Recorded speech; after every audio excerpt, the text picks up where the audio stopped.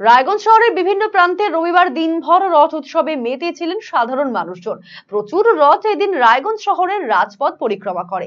এদিন রায়গঞ্জের দেবীনগর এলাকা থেকে বের হয় ইসকন মন্দিরের রথ। সুসজ্জিত রথে এদিন প্রভু জগন্নাথ, বলরাম ও সুভদ্রাকে পুজো দিয়ে আরতি করা হয়। নারকেল ফাটিয়ে রথযাত্রার শুভ সূচনা করা হয়। এরপর রথে এগিয়ে চলে নির্দিষ্ট পথে।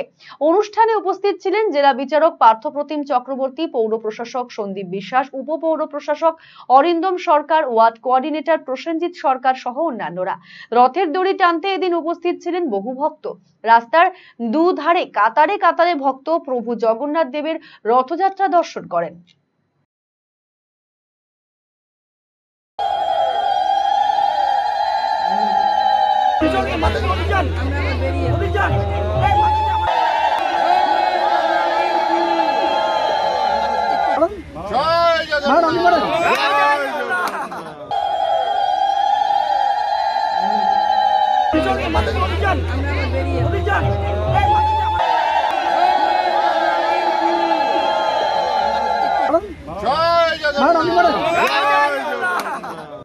আপনার শিশু কি অটিজমে আক্রান্ত?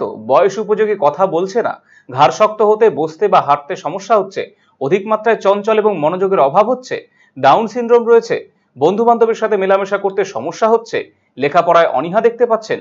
এই সমস্ত সমস্যার homeopathy, physiotherapy, occupational therapy, special education, behaviour therapy, speech therapy, counselling এবং গ্রুপ ক্লাসের মাধ্যমে সমাধান করা হয় সেবানিকেতনে।